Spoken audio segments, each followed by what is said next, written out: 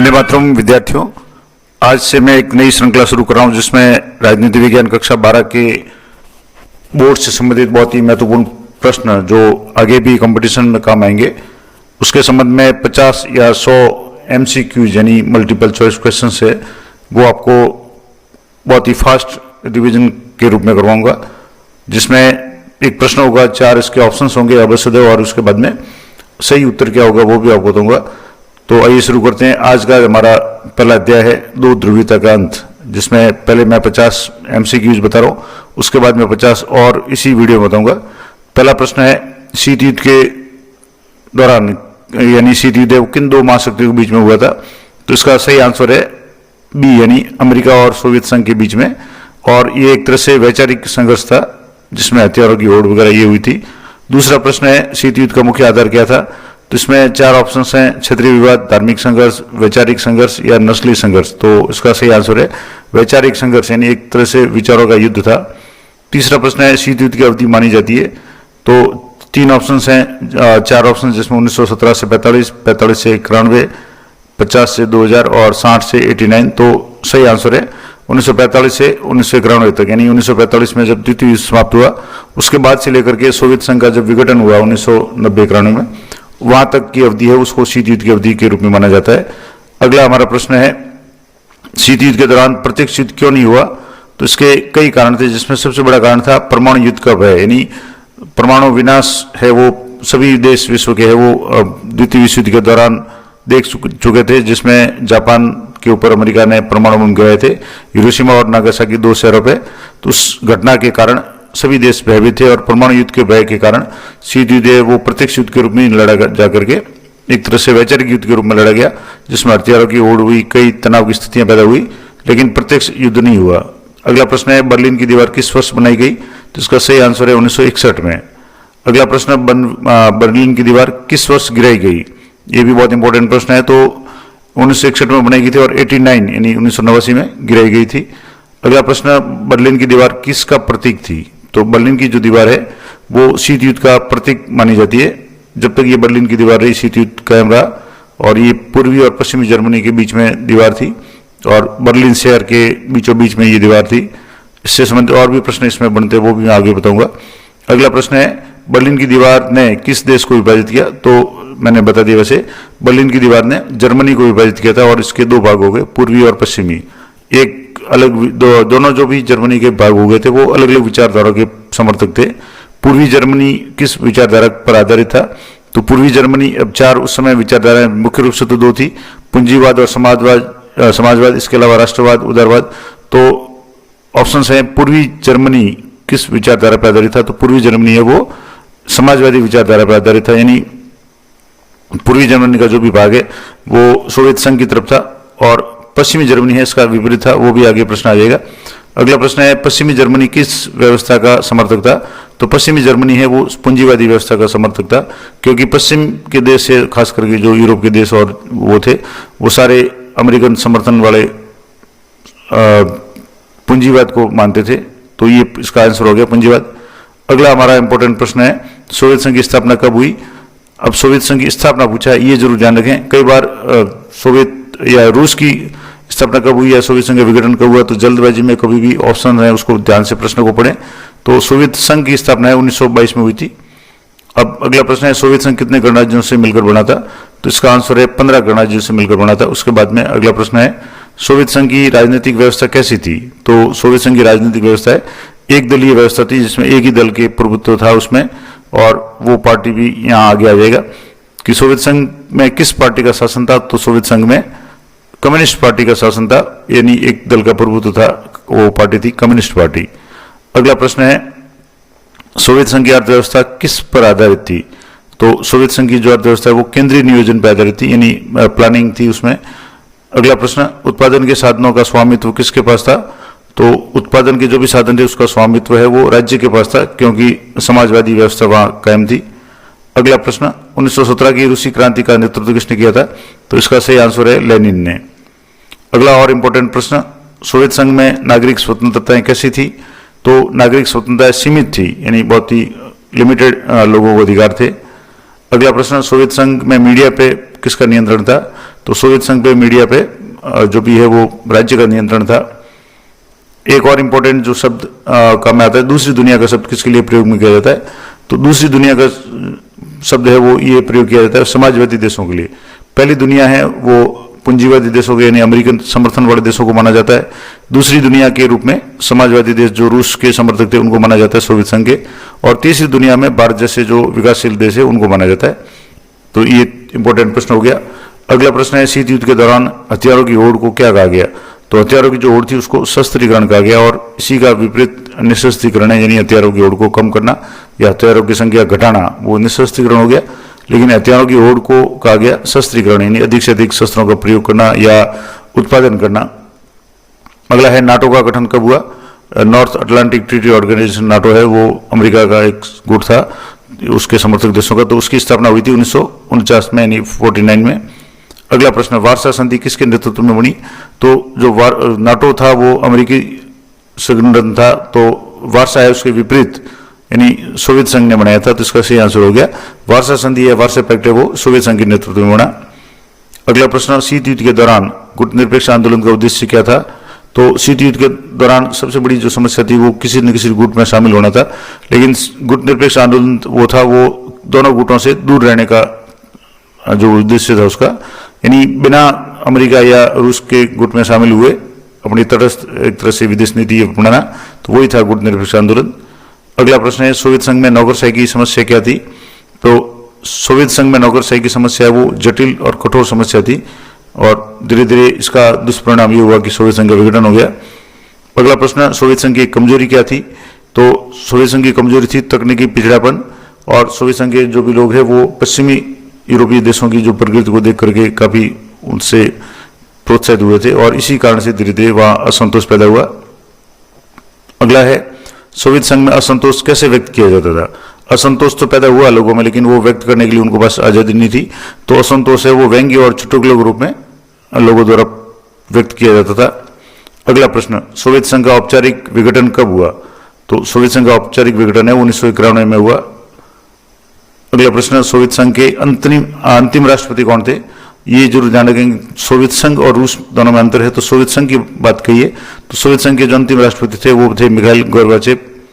अगला प्रश्न, सोवियत संघ के विघटन का सबसे बड़ा संकेत क्या था, तो बर्लिन की दीवार का गिरना ये एक तरह से जो भी सोवियत संघ के विघटन का सबसे बड़ा संकेत था, क्योंकि उसके बाद में यानी 89 में दीवार गिरी और 90 और 91 में सोवियत संघ का विघटन हो गया। अगला प्रश्न है, शीत युद्ध के दौरान कौन सा युद्ध प्रत्यक्ष नहीं हुआ, अब जैसे जो युद्ध हुए थे शीत युद्ध के दौरान कोरिया युद्ध हुआ था, वियतनाम युद्ध हुआ था, अमेरिका सोवियत युद्ध हुआ था और अफगान युद्ध हुआ था, लेकिन इनमें से कोरिया, वियतनाम और अफगान युद्ध है वो प्रत्यक्ष हुए थे, लेकिन अमेरिका और सोवियत संघ के बीच में जो भी युद्ध था वो युद्ध है वो अप्रत्यक्ष रूप से ही हथियारों की होड़ के रूप में या अन्य किसी गुटों को एक दूसरे का सहयोग या देना वो था। प्रत्यक्ष रूप में अमेरिका और सोवियत संघ का कोई युद्ध नहीं हुआ और इसी कारण इसको शीत युद्ध कहा जाता है। अगला प्रश्न, कोरिया और वियतनाम युद्ध किसका उदाहरण है, तो ये छद्म युद्ध के उदाहरण है। अगला प्रश्न, सोवियत संघ में सत्ता का वास्तविक केंद्र कौन था, तो सोवियत संघ में सत्ता का जो वास्तविक केंद्र था वो कम्युनिस्ट पार्टी थी, क्योंकि एक ही दल का प्रभुत्व था, एक ही पार्टी की वहां सरकार थी, तो वो पार्टी थी कम्युनिस्ट पार्टी।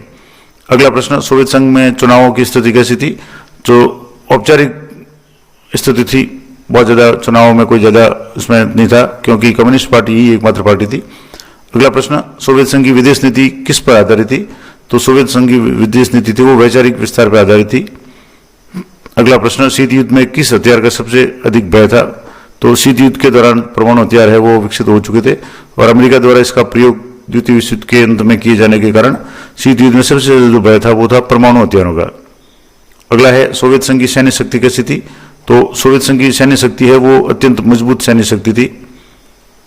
सोवियत संघ की योजना प्रणाली का उद्देश्य क्या था, तो योजना प्रणाली यानी प्लानिंग जो था उसका उद्देश्य था समानता लाना, क्योंकि समाजवादी व्यवस्था का मूल मंत्र यही था, क्योंकि इसमें लाभ कमाना भी नहीं था, निजीकरण भी नहीं था और व्यापार बढ़ाना भी नहीं था, तो इसका सही आंसर हो गया समानता लाना।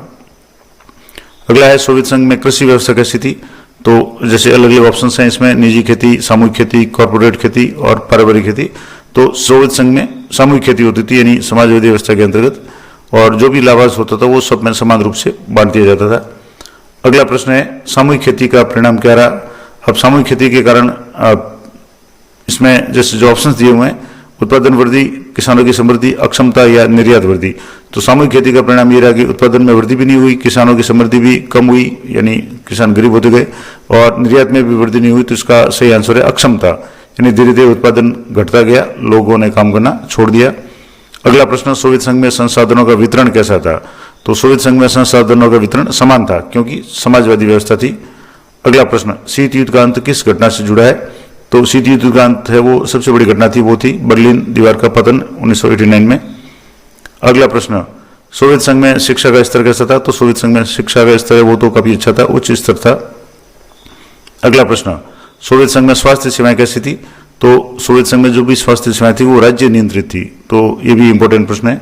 अगला प्रश्न है, सोवियत संघ की सबसे बड़ी उपलब्धि क्या थी? तो सोवियत संघ में लोकतंत्र को विशेष उपलब्धि नहीं थी, सैन्य शक्ति, तकनीकी विकास और सामाजिक सुरक्षा। तो सबसे जो बड़ी उपलब्धि थी वो सामाजिक सुरक्षा थी, क्योंकि समाजवादी व्यवस्था में इसी का प्रावधान था। अगला प्रश्न, शीत युद्ध में मीडिया का उपयोग किस लिए हुआ? तो प्रचार के लिए शीत युद्ध में मीडिया का उपयोग हुआ। अब यहाँ एक और इम्पोर्टेंट प्रश्न कि सोवियत संघ में प्रेस की स्वतंत्रता कैसी थी? तो प्रेस की स्वतंत्रता यहाँ सीमित थी, क्योंकि कम्युनिस्ट पार्टी का ही शासन था, एक ही पार्टी का था। अगला प्रश्न, शीत युद्ध की समाप्ति से क्या बदला? तो शीत युद्ध की समाप्ति से शक्ति संतुलन बदला। जो विश्व दो ध्रुवी था वहां धीरे धीरे अमेरिका एकमात्र शक्ति हो गया, तो दो ध्रुवीता से एक ध्रुवीता की ओर विश्व है वो बढ़ा। अगला प्रश्न है, सोवियत संघ के विघटन से कौन सा गुट समाप्त हुआ? तो सीधी सी बात है, सोवियत संघ में जो पूंजीवादी व्यवस्था थी या समाजवादी व्यवस्था थी, तो समाजवादी गुट है वो एक तरह से सोवियत संघ में गुट समाप्त हो गया। अगला प्रश्न, दो ध्रुवीता का अंत क्या है, अर्थ क्या है? तो दो ध्रुवीयता का अर्थ है कि दो महाशक्तियां, जिसमें एक तरफ अमेरिका था, दूसरा रूस था। अमेरिका के पास में जैसे पूंजीवादी व्यवस्था थी, और जबकि रूस है वो समाजवादी व्यवस्था का समर्थक था। तो ये तो 50 प्रश्न हो गए। अब इसी वीडियो में मैं 50 प्रश्न और आपको बता रहा हूँ, और पूरे के पूरे 100 प्रश्न इस चैप्टर से संबंधित बता रहा हूँ, जो आपके किसी भी कंपटीशन में बहुत ही इंपॉर्टेंट होंगे और बोर्ड की दृष्टि से भी बहुत इंपॉर्टेंट है। तो इसके पार्ट सेकंड में अपन 50 प्रश्न यानी 51 से लेकर के 100 तक और देखेंगे, हो सकता है और भी ज्यादा बता दूं मैं। तो सोवियत संघ की राजनीतिक व्यवस्था कैसी थी? तो सोवियत संघ की राजनीतिक व्यवस्था थी वो एक दलीय कम्युनिस्ट पार्टी का शासन था, यानी कम्युनिस्ट पार्टी का ही एकाधिकार था। अगला प्रश्न, सोवियत संघ में भूमि और उद्योगों का स्वामित्व किसके पास था? तो समाजवादी व्यवस्था में, जैसे कि आपको बताया, राज्य के पास में ये स्वामित्व है। तो समाजवादी व्यवस्था में उत्पादन के साधनों पर राज्य का नियंत्रण था। अगला प्रश्न, सोवियत संघ की अर्थव्यवस्था किस पर आधारित थी? तो सोवियत संघ की अर्थव्यवस्था है वो केंद्रीय नियोजन पर आधारित थी, यानी सोवियत संघ में केंद्रीय योजना प्रणाली लागू थी। अगला प्रश्न, सोवियत संघ में नागरिक स्वतंत्रताओं की स्थिति कैसी थी? तो सोवियत संघ में नागरिक स्वतंत्रता है वो सीमित थी, अभिव्यक्ति और राजनीतिक स्वतंत्रता है वो सीमित थी, एक लिमिटेड थी। नौकरशाही करण से क्या आशय है? तो इसका आशय है जो है प्रशासन का अत्यधिक केंद्रीकरण, यानी प्रशासनिक तंत्र को जटिल और कठोर हो जाना। अगला प्रश्न, सोवियत संघ में असंतोष प्रकट करने का सामान्य तरीका क्या था? तो सोवियत संघ में जो लोग हैं वो कम्युनिस्ट पार्टी के शासन के कारण काफी कुछ बंदिशें थी, और इस कारण से कार्टून और व्यंग्य के रूप में अपनी आलोचना या असंतोष प्रकट करते थे। तो खुली आलोचनाओं पर प्रतिबंध होने के कारण सोवियत संघ के लोग हैं वो व्यंग्य और कार्टून का सहारा लेते थे। अगला प्रश्न, सोवियत संघ में कितने गणराज्य थे? तो सोवियत संघ में 15 गणराज्य थे, जो उसके बाद में अलग हो गए थे विघटन के बाद में। सोवियत संघ के सबसे शक्तिशाली गणराज्य का नाम क्या था? तो सोवियत संघ का सबसे शक्तिशाली गणराज्य जो बाद में सोवियत संघ का एक तरह से उत्तराधिकारी बना वो था रूस, जिसका सही आंसर है रूस। अगला प्रश्न, सोवियत संघ के पतन का प्रमुख आर्थिक कारण क्या था? तो प्रमुख आर्थिक कारण था वो था तकनीकी पिछड़ापन, तकनीकी दृष्टि से पिछड़ गया था। अगला प्रश्न, सोवियत संघ ने 1979 में 79 में किस देश में हस्तक्षेप किया? तो सोवियत संघ ने अफगानिस्तान में हस्तक्षेप किया। तो अफगान युद्ध में सोवियत अर्थव्यवस्था को काफी कमजोर भी गया, तो ये था। और इसी अफगानिस्तान में हस्तक्षेप के कारण ही वहां के हथियार वगैरह देने के कारण तालिबान या अलकायदा जैसे संगठनों का उदय हुआ। तो अगला है, अफगान युद्ध का सोवियत संघ पर क्या प्रभाव पड़ा? तो इससे सोवियत संघ का आर्थिक संकट है वो गहरा गया, क्योंकि बहुत ज्यादा मात्रा में धन है वो युद्ध में खर्च हुआ। गोर्बाचेव सोवियत संघ के किस पद पे थे? तो अब इसमें 4 ऑप्शन है, प्रधानमंत्री, राष्ट्रपति, तीसरा ऑप्शन है कम्युनिस्ट पार्टी के महासचिव। तो सही आंसर है कम्युनिस्ट पार्टी के महासचिव के रूप में मिखाइल गोर्बाचेव रहे। अगला प्रश्न है, पेरेस्ट्रोइका का संबंध किससे था? दो जो नीतियां बनाई गई थी, पेरेस्ट्रोइका और ग्लासनोस्ट। तो पेरेस्ट्रोइका का संबंध था वो था आर्थिक पुनर्गठन से। अगला है ग्लासनोस्ट की नीति है, उसका उद्देश्य क्या था? तो ग्लासनोस्ट की नीति का उद्देश्य है कि अभिव्यक्ति की स्वतंत्रता। ये दो शब्द रूस के संदर्भ में बहुत इंपॉर्टेंट है। अगला है गोर्बाचेव की नीतियों का अनपेक्षित परिणाम क्या हुआ? यानी गोर्बाचेव की नीति उनका क्या परिणाम है जो किसी ने कल्पना नहीं की थी? तो वो था राष्ट्रवादी आंदोलन का उभार हुआ, यानी धीरे धीरे देश का है विघटन की ओर देश बढ़ा। अगला प्रश्न, 1991 के असफल तख्ता पलट का उद्देश्य क्या था? तो उसका उद्देश्य था मिखाइल गोर्बाचेव को हटाना। अगला प्रश्न, सोवियत संघ के विघटन में बोरिस येल्त्सिन की क्या भूमिका थी? तो कह सकते हैं कि बोरिस येल्त्सिन की निर्णायक भूमिका थी, बहुत बड़ी भूमिका थी। अगला है CIS यानी कॉमनवेल्थ ऑफ इंडिपेंडेंट स्टेट्स क्या है? तो ये था स्वतंत्र राज्यों का संघ, यानी सोवियत संघ का जब विघटन हुआ 1991 में, उसके बाद में जो भी स्वतंत्र देश हुए थे जिसमें यूक्रेन, बेलारूस, कजाकिस्तान वगैरह, तुर्कमेनिस्तान, तजाकिस्तान वगैरह ये थे, इन सब ने मिलकर के एक संघ बनाया जिसको CIS कहा गया, कॉमनवेल्थ ऑफ इंडिपेंडेंट स्टेट्स, संयुक्त जो स्वतंत्र राष्ट्रों का राष्ट्रकुल कह सकते हैं। तो ये स्वतंत्र राज्यों का एक संघ था। अगला प्रश्न, सोवियत संघ के विघटन के बाद में सुरक्षा परिषद सीट किसे मिली? तो इसका सही आंसर है रूस, यानी सोवियत संघ का एक तरह से कह सकते हैं उत्तराधिकारी कौन बना? तो वो था रूस। अगला प्रश्न, सोवियत संघ के विघटन के बाद विश्व व्यवस्था कैसे बनी? तो विश्व व्यवस्था जो दो ध्रुवी थी वो धीरे धीरे सोवियत संघ के विघटन के बाद में अमेरिका के प्रभुत्व के कारण एक ध्रुवी बनी, यानी अमेरिका का एकाधिकार स्थापित हो गया। अगला था शीत युद्ध के अंत सबसे अधिक लाभ किससे क्या लाभ हुआ? यानी शीत युद्ध के अंत से सबसे बड़ा लाभ क्या हुआ? तो सबसे बड़ा लाभ हुआ कि शांति की संभावना बढ़ गई, यानी हथियारों की होड़ कम हो गई, युद्ध की संभावना भी घट गई, सैन्य गठबंधन भी कम हो गए। तो सीधी सी बात है, शांति की संभावना है वो सबसे बड़ा लाभ हुआ, ये प्लस पॉइंट हुआ। अगला, शॉक थेरेपी का प्रयोग किसके लिए किया गया था? तो शॉक थेरेपी है वो पूंजीवादी अर्थव्यवस्था लागू करने के लिए किया गया था। अगला है, शॉक थेरेपी का तत्काल प्रभाव क्या पड़ा? तो चार ऑप्शन है, समृद्धि, बेरोजगारी या महंगाई, राजनीतिक अस्थिरता या औद्योगिक विकास। तो शॉक थेरेपी से एक तरह से महंगाई बहुत ज्यादा बढ़ गई, बेरोजगारी बढ़ गई और एक तरह से गैरेज सेल के रूप में इसका बताया गया। अगला है, शॉक थेरेपी से किस वर्ग को सबसे अधिक नुकसान हुआ? तो जो आम नागरिक थे उनको बहुत ज्यादा नुकसान हुआ। बेरोजगारी और महंगाई की बढ़ोतरी के कारण और बेरोजगारी के कारण आम लोगों की जो भी बचत थी वो खत्म हो गई, तो ये सबसे बड़ा नुकसान हुआ। अगला है, सोवियत संघ के पतन का तत्कालिक कारण, सबसे अधिक जो तात्कालिक कारण था वो क्या था? तो तात्कालिक कारण था राष्ट्रवादी आंदोलन। अगला प्रश्न, बाल्टिक गणराज्य में कौन शामिल था? चार ऑप्शन है, यूक्रेन, एस्टोनिया, जॉर्जिया, कजाकिस्तान। तो बाल्टिक में एस्टोनिया शामिल था। अगला प्रश्न, राष्ट्रवाद का उभार सबसे अधिक कहाँ हुआ? तो राष्ट्रवाद का उभार सबसे अधिक यूरोपीय गणराज्य में हुआ और वो ही सबसे ज्यादा मतलब सबसे पहले सोवियत संघ अलग हुए। सोवियत संघ के पतन से भारत पर क्या प्रभाव पड़ा? तो भारत के विदेश नीति में एक तरह से पुनर्संतुलन हुआ। हालांकि जिस दूसरे ऑप्शन है वो लागू नहीं होते क्योंकि सैन्य गठबंधन समाप्त हुआ, ये भी नहीं है, व्यापार भी समाप्त नहीं हुआ था, राजनीतिक संबंध टूटे भी नहीं थे। तो इसका जो ऑप्शन है वो है विदेश नीति में पुनर्संतुलन हुआ। अगला प्रश्न है, सोवियत संघ के विघटन के बाद भारत के संबंध किससे मजबूत हुए? तो सोवियत संघ के विघटन के बाद भारत के संबंध है वो रूस से हुए और रूस से मजबूत हुए। कई 80 समझौते भी रूस के साथ में हुए थे। अगला है, सोवियत संघ के विघटन से किस विचारधारा को झटका लगा? तो सोवियत संघ है वो पूरा समाजवादी व्यवस्था पर आधारित था, तो समाजवादी विचारधारा है उसको झटका लगा, वो विचारधारा कमजोर हुई और पूंजीवादी व्यवस्था है वो ज्यादा प्रभावी हुई। अगला प्रश्न, दो ध्रुवीयता का अंत क्या है? तो दो ध्रुवीयता का अंत हो गया, दो महाशक्तियां। अगला प्रश्न, शीत युद्ध के दौरान दो प्रमुख ध्रुव कौन से थे, यानी दो गुट कौन से थे? तो एक था सोवियत संघ और दूसरा था अमेरिका। अगला प्रश्न है, सोवियत संघ के विघटन के बाद कौन सी व्यवस्था समाप्त हो गई? तो सीधी सी बात है, समाजवादी जो व्यवस्था थी वो समाप्त हो गई। शीत युद्ध के दौरान हथियार की होड़ को क्या कहा गया? तो ये वैसे ये कुछ प्रश्न है वो रिपीट हो रहे हैं क्योंकि 100 प्रश्न बना दिए, तो उसका शीत युद्ध की जो हथियार की होड़ थी उसको शस्त्रीकरण कहा गया। अगला प्रश्न है, गोर्बाचेव को किस बात का श्रेय दिया जाता है? तो शीत युद्ध को समाप्त करने का श्रेय है वो गोर्बाचेव को दिया जाता है। अगला प्रश्न, सोवियत संघ में लोकतंत्रीकरण क्यों असफल रहा?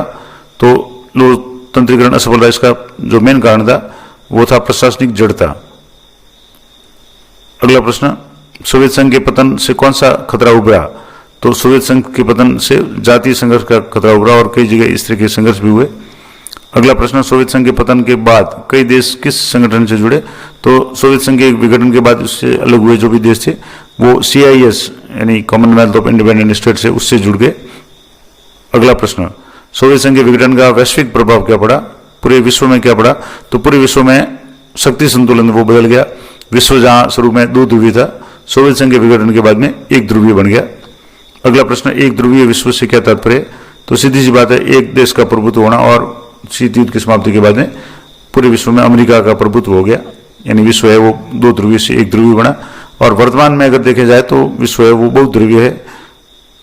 अगला है, सोवियत संघ के विघटन के बाद अमेरिका की स्थिति कैसी बनी? तो अमेरिका की स्थिति एकमात्र महाशक्ति के रूप में उभरी, यानी 1 ध्रुवीय विश्व बना। तो अमेरिका है एकमात्र महाशक्ति के रूप में उभरा। अगला प्रश्न, सोवियत संघ में लोकतंत्र की कमी का मुख्य कारण क्या था? तो इसका सबसे बड़ा कारण था एक पार्टी का एकाधिकार, और वो पार्टी थी कम्युनिस्ट पार्टी। अगला प्रश्न, सोवियत संघ के पतन ने किस धारणा को चुनौती दी?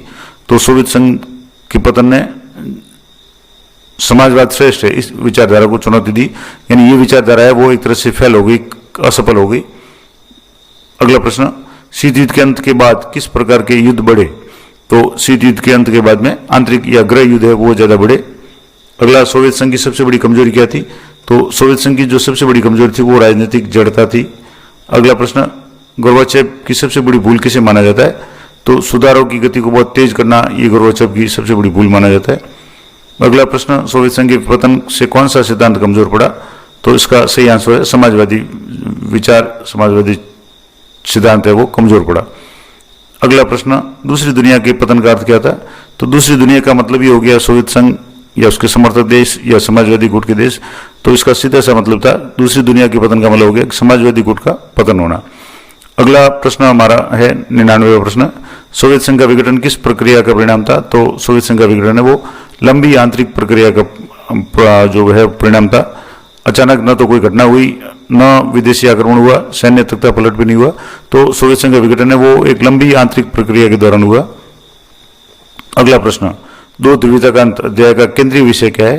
तो 2 ध्रुवीयता का अंत का मतलब हो गया कि सोवियत संघ का अंत, यानी विश्व है 2 गुटों में बना हुआ था और 2 गुटों में बटा होने के कारण उसमें एक तरफ अमेरिका था, एक तरफ सोवियत संघ था। लेकिन सोवियत संघ का जैसे ही विघटन हो गया 2 ध्रुवीयता का अंत हो गया। तो ये थे कुल 100 प्रश्न जो मैंने आपको इस बहुत ही कम समय में यानी 20-22 मिनट में ये आपको पूरे करवा दिए। तो इसी तरह अगर आप भी दूसरे भी चैप्टर्स के अगर आप इस तरीके के प्रश्न 50 या 100 प्रश्न मल्टीपल चॉइस चाहते हैं, उसके संबंध में वीडियो चाहते हैं या इसकी PDF वगैरह अगर चाहते हैं तो आप कमेंट जरूर करें। अगर आप कमेंट करेंगे तो मैं आपको अगले वीडियो के जो भी अगले जो भी चैप्टर्स है उनके भी या किसी भी विषय के मैं आपको टॉपिक के प्रश्न बना करके उसका वीडियो है वो आपको उपलब्ध करा दूंगा। लेकिन शर्त ये रहेगी कि आप कमेंट करें और वीडियो अच्छा लगे तो उसको ज़्यादा से ज़्यादा लाइक करें, अधिक से अधिक स्टूडेंट के साथ में शेयर करें। तो मिलते हैं नेक्स्ट वीडियो में, तब तक जय हिंद, जय भारत।